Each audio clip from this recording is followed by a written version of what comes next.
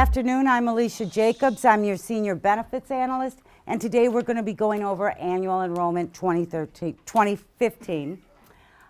We have a very shortened period this year in order to do our enrollment. Normally, we take a month. We've had to do it in 2 weeks, and it's based on late decisions on what could be approved by the board. It's nothing that we intended.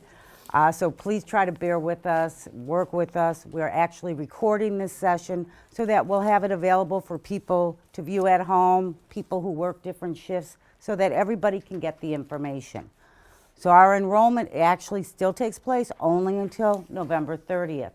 The changes will take effect January 1st. Do keep in mind you can't make changes during the year without a qualified family status event. Okay, so if you think you may need to change something, go ahead and change it now, because unless you meet the qualified family status events, which are major life events, you cannot make a change during the year. Now, everyone should have received something that looked like this. It's a personalized benefit statement. We mailed them out a few weeks ago, inter-office, had a little grid, showed how much money you made. It showed what benefits you're currently in. That's a good tool for you to use when you do your enrollment, because that way you can check what level you already have. How many times life insurance do I have? How many times of accidental death and dismemberment do I have? It's important to look at that, and that way you can answer a lot of questions and know if you need to make adjustments. We are switching from Qual Choice to the Municipal Health Benefit Fund. We still have the free employee-only coverage. The family cost goes down every month on this benefit.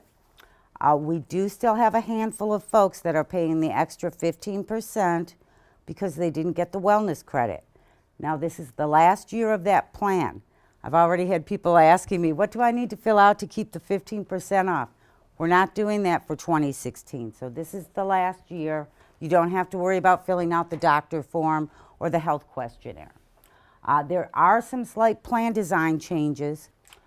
We have an increased deductible, $1,200 per person, $6,000 per family, and there's pre-auth that's required for a number of different procedures, not very different from what we've had in the past. You know, generally you go to a doctor's office or something like that, that's pretty much not a problem getting that paid. But if you're having MRIs, outpatient surgeries, inpatient hospitalizations, all of those things have to be pre-authorized. There's a separate out-of-pocket max for prescriptions as well. We have a new option where you can waive your benefits. If somebody has VA coverage, they have TRICARE coverage, they have better coverage through their spouse, you can waive your coverage with us, and that way you don't have to worry about hitting our deductibles. You do have to give us proof of other coverage if you want to waive the benefit. And then we have about a 5.4% increase in our dental premiums this year. Now, Healthcare Reform Act, the ACA, is still in place. You do have the option of looking online for other coverage, but keep in mind that our plan does meet minimum coverage levels and it is affordable. Deeming a plan affordable means it costs less than 9.5% of the employee's pay for employee-only coverage. Our coverage is free, so obviously it meets less than 9.5%. That means if you go online and say, oh, I can get cheaper coverage for my spouse by going online, you're not going to be able to get cheaper coverage necessarily because you're not going to be eligible for any subsidies. We are also starting coverage for 30-hour part-time employees effective January 1st. The employees should know who they are. We'll have a list of people. If somebody wants to call and check if they're on the list, we can let you know. But all of the new 30-hour part-timers will need to fill out an enrollment form. Now, the coverage is as similar as we could get it to the plan that we had before. You still have unlimited lifetime maximums. You have a deductible of $1,200 per person, $6,000 per family. That's the same whether you're in or out of network. Now, when you go to the doctor's office, there's not a separate copay for regular doctors and specialists. It's a straight $20 copay, no matter what doctor you go to, with the exception of mental health, as long as it falls under these 99 codes, which are your traditional, you go to the doctor because you have a cold. You go to the doctor for a refill. They're the pretty standard office visits that are covered with the $20 copay. You may hit 20% co-insurance on some tests or lab work that they do, depending on what they do in the doctor's office. The deductible does not come into play there.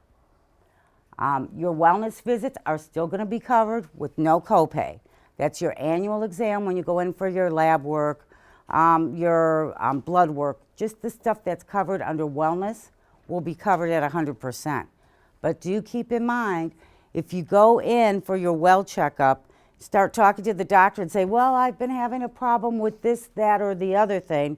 They do a test, they write down a diagnosis of something for that office visit, then you will have the 20% come into play. So it's diagnostic versus wellness that drives whether the 20% comes into play. Your out-of-pocket max will be $4,000 per person, $8,000 per family. Do stay in network. You go out of network, there is no out-of-pocket max. So let's say somebody wants to have plastic surgery and they go to some fancy doctor in Beverly Hills. You're going to end up paying 50% of that procedure with no out-of-pocket max. So that would cost you a lot of money. So you want to definitely stay in network. They also have a limitation on pap smears and mammograms, 1 per year, that's covered. Again, keep in mind, anything diagnostic will hit that co-insurance for you, the 20%. Your advanced imaging, your CAT scans, your PET scans, your MRIs, those are always going to hit deductible and co-insurance. They're high dollar tests. Emergency room services, you have the $250 copay, the deductible, and the co-insurance. Now, if you go out of network, you'll notice that 20% co-insurance switches to 50%. So you definitely want to stay in network. On maternity benefits, those apply to your deductible and co-insurance, but keep in mind you have to add family coverage before the baby is born. Okay, in the past, you had to do that when the baby was born because that was a qualified family status event. But let's say you've got somebody who's single, who's going to have a child, and want to add that child. If you've got a due date, say, of April 15th, you may want to look at adding that baby either March 1st or switching to family, I should say. You wouldn't know the name of the baby yet, but you could switch to the family coverage April 1st or May 1st to make sure the baby doesn't come before the insurance is in place. On organ transplants, again, that's the 20% you're going to be paying after you reach your deductible. There's a 2 per lifetime limit. Elective surgeries are covered in or out of network, but you've got 2 per year limit, and you also have 50% coverage out of network. On your hospice home care services, you've got deductible and co-insurance, and there's limitations on how many days they cover. Therapy services, combined total of 30 visits between all of them, physical therapy, speech therapy, etc. Chiropractic, 12 visits per year limit. So you want to kind of limit how much you go to the chiropractor. Now on the mental health, that's a pretty big difference we have over here. Your inpatient and outpatient has always been applied to deductible and co-insurance. However, there's a 10-day limit on both of those in this plan. And your individual therapy services that in the past were covered by a $45 copay will now go to your deductible and co-insurance. That means you're going to put out the first $1,200. So let's say you're going to a psychologist or a psychiatrist. They charge $100 an hour. You're going to pay for the first 12 visits. The plan will pick up the next 12 visits because there's a 24 visit per year limit. And then you're going to end up paying again out of pocket because you're going to go over that limit. So for that reason, I wrote EAP up there. You want to keep Southwest EAP in mind. They're our free EAP provider. They will not charge you anything for counseling. They have disease management programs. They have an eDoc phone line where you can call and talk to a doctor. They have bariatric surgery covered, and you have to join this AQUIP program to get that. They have tobacco cessation, where you will have to pay for the office visit, but you will not have to pay for the prescription that they give you. You get 2 prescriptions per year, 2 12-week cycles to try to quit smoking. So that's a good benefit. And then hearing aids. This is a new benefit. We've never had this before. You will be covered up to $1,400 per ear per year, for every 3 years, I mean. So that means you could have $1,400 for one hearing aid, $1,400 for the other hearing aid, and then you can replace them every 3 years. Okay. Now on the prescription benefit, you have a $10 copay on generics. However, if you go to the certain pharmacies that are called Align pharmacies, and it's generally the big chains, you're talking the Walmarts, the Walgreens, the Krogers, those you'll only pay $4 for your generics. But do check to make sure yours is in network, because I've heard like a Walgreens in Benton or Bryant might not be covered, but a Walgreens in Maumelle might be. So just double check before you go to fill your prescriptions. And do make sure you give them your new card come January 1st. You'd be surprised how many calls we get from people who are at the pharmacy saying that their coverage isn't working, and we find out they're giving them the card from the previous carrier. So you want to update that. On Tier 2, which are your preferred name brands, you have a $30 copay. On Tier 3, which is the expensive brand new name brands, those you have a $50 copay.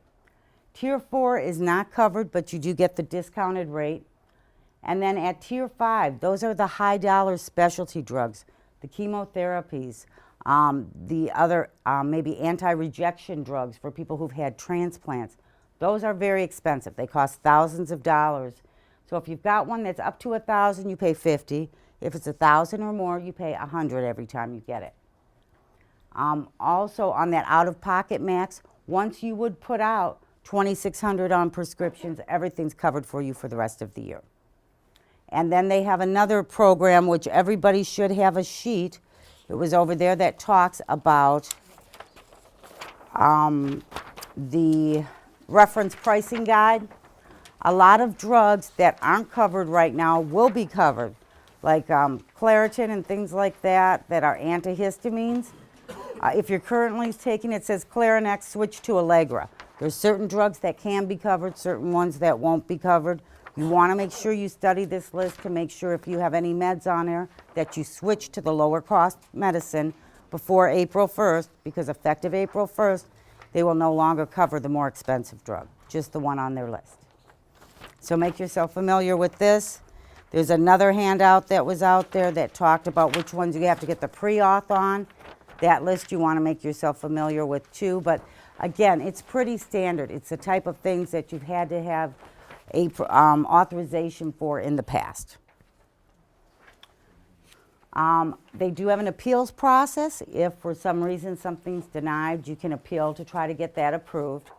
Everybody should have received a certificate of notice and an acceptance form. It's with the big packet. Got your SBC. Everyone needs to sign the top part of that section. You don't need to worry about the beneficiary because our life insurance is still with MetLife. We're not switching to this life insurance. But you have to fill out that top section and return it to us, because if you don't fill it out, they won't cover any claims. That's to give them HIPAA authorization as well as indicate that you received the information. There's a full benefits summary plan online that you can assess. On third-party injuries, if you get in an auto accident or something, keep in mind they have subrogation of benefits. So let's say you have a car wreck and you get a $50,000 settlement, but $12,000 of that was a hospital bill. When you get that 50 grand, you're going to have to pay back that $12,000 to the mutual or the insurance fund. So you need to make sure you don't spend that money, and you know that money belongs to them. If you do any high-risk type of activities, bungee jumping, skydiving, piloting, things like that, those are not covered. So keep in mind that you might want to buy a separate insurance policy if they sell it at the place you're going skydiving or whatever, because you will not have coverage. Okay, you can still enroll the same people you could in the past. That's your spouse, disabled children of any age, or your children up till age 26. Now, it doesn't matter whether they're married or not, living at home or not, in college or not. You can cover children up till 26. However, once they're eligible for group coverage through their jobs, you need to get them off of our plan. So it's up to you to remove them. Costs are a little bit lower, so this is a good thing. Employee only is still free. If you look at the people who have the 15% because they didn't get the wellness credit, they'll be paying $60.60 per month.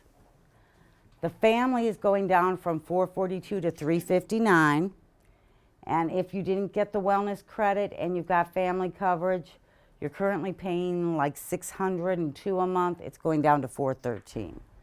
So it is a lower cost plan. Our dental plan doesn't have any changes to the plan design. You still have a $50 deductible per person, up to $150 per family. Covers up to $1,000 per person or $3,000 per family. You have 80% coverage on all of your wellness services, your exams, your cleanings, your x-rays. Your basic services are things like fillings and root canals. For those, you have 80%. And on the high dollar services, which are things like your crowns, your bridges, your dental implants, those you have 50% coverage. On the expanded plan, it's very similar, except it covers up to $1,500 per person per year. And there's coverage for braces for children up till age 19. And you have 100% coverage on that wellness part where you get the cleaning, the x-rays, the exams.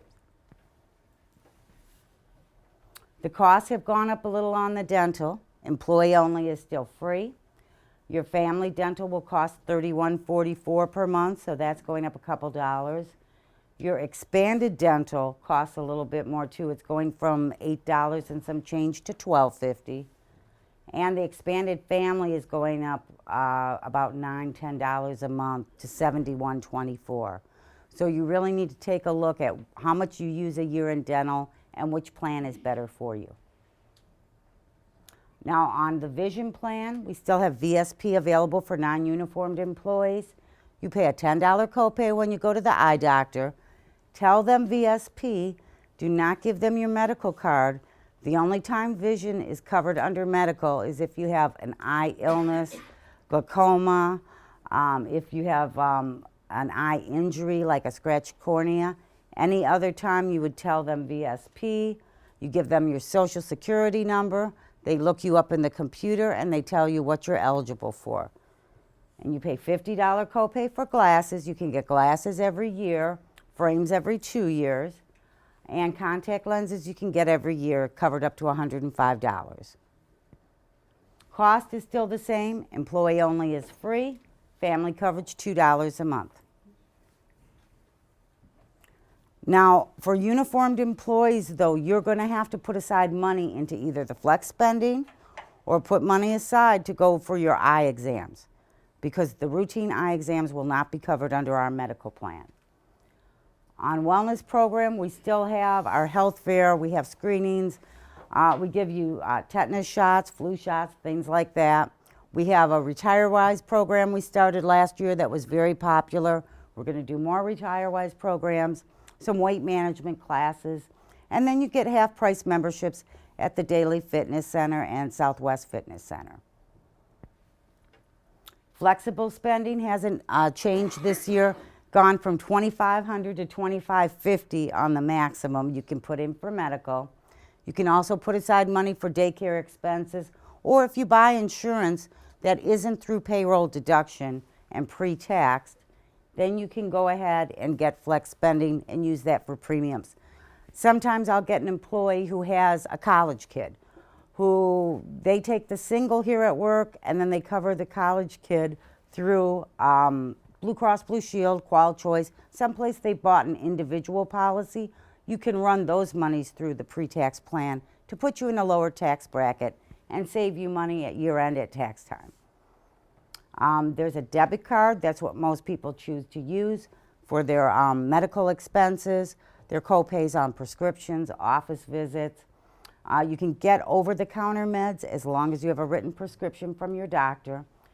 Do keep in mind that card can be used year to year. One year we had everybody throw out their cards thinking they'd get a new card. Well, then they had to pay $5 each to get a replacement card.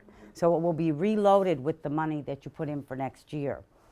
But if you're in it right now, don't assume that's automatically going to roll over for next year, because it won't. You have to re-enroll. We need a new form each and every year that you want to do flex spending. Now, MetLife is our program that we use for life insurance. You get 1 to 3 times your salary in free life insurance, and 1 times your salary in AD&D insurance, accidental death and dismemberment. Now you can purchase additional if you'd like to. On the additional benefits, it is 1 to 3 times your salary for employee life insurance. For your spouse, you can get 5 to 50,000, but you can only get up to half of the amount you have on yourself. So let's say you make 30,000 a year and you take 2 times your salary. That means you've got 60,000 in your life insurance. That means you can buy up to 30,000 on your spouse. You can also purchase for your children 5,000 or 10,000, very inexpensive, either 90 cents a month or $1.80 per month. If you're interested in getting the life insurance, fill out a form, write down call with quote, give us a cell phone number, and when we get ready to do those enrollments, we'll call and tell you. You know, if you don't know if you want 1, 2, or 3 times, we can look it up and give you an idea of how much it costs because it's based on your age, so everybody has a different rate. On the AD&D, you can go 1 to 10 times your salary. This is really inexpensive. It's 3 cents per thousand basically for employee only, and for family, 4.5 cents per thousand.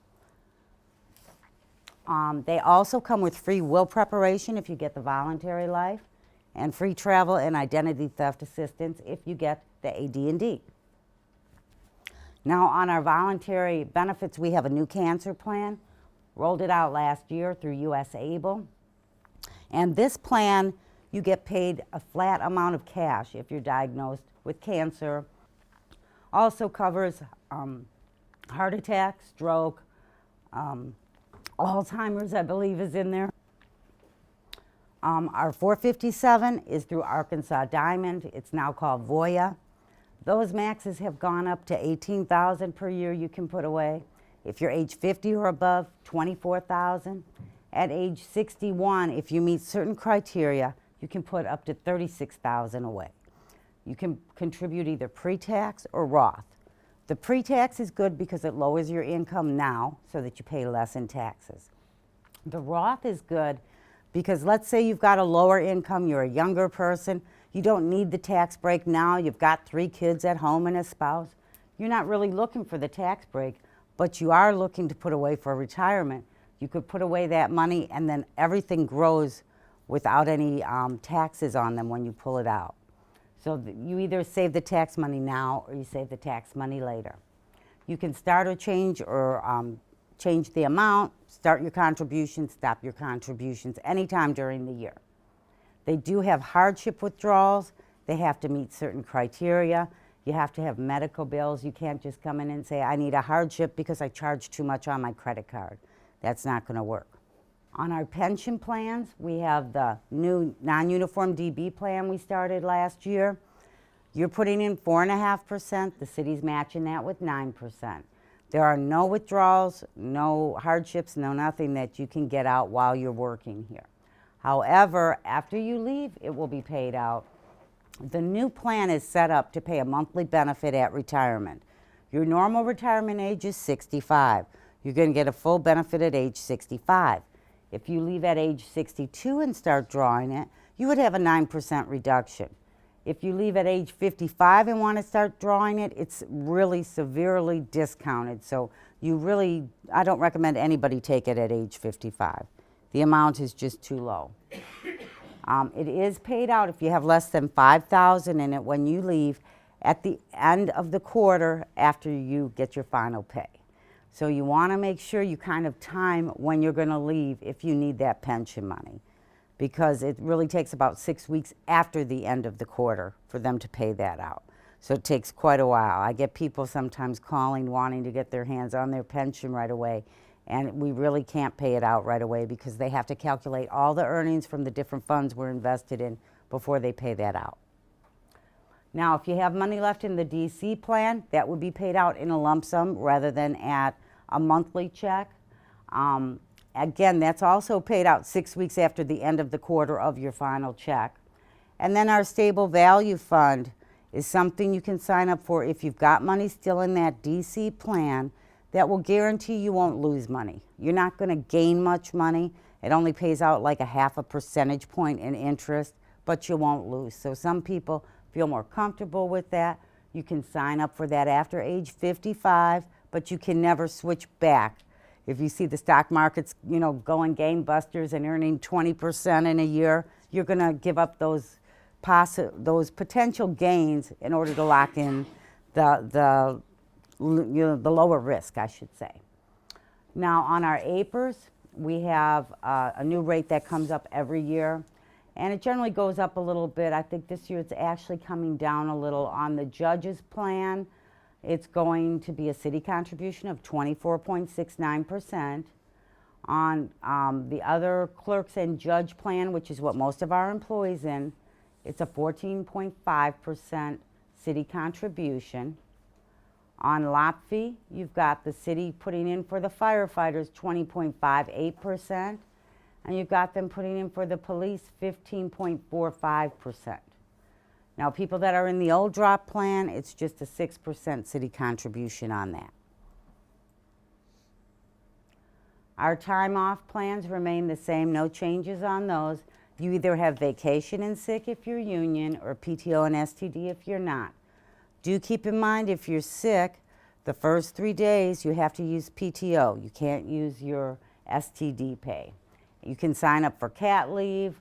We'll go over the long-term disability and the unpaid FMLA or paid FMLA as well. But you want to really keep in mind that you want to hold on to your time in case you really get sick. Don't just call in because you're having a bad day. You want to hold on to it, because it's amazing when you have somebody who's worked here a long time and they come in and they tell me they've got to go out on some type of a leave and they only have 40 hours. You're like, well, where's all your time? You want to make sure you're not using them for mental health days, basically.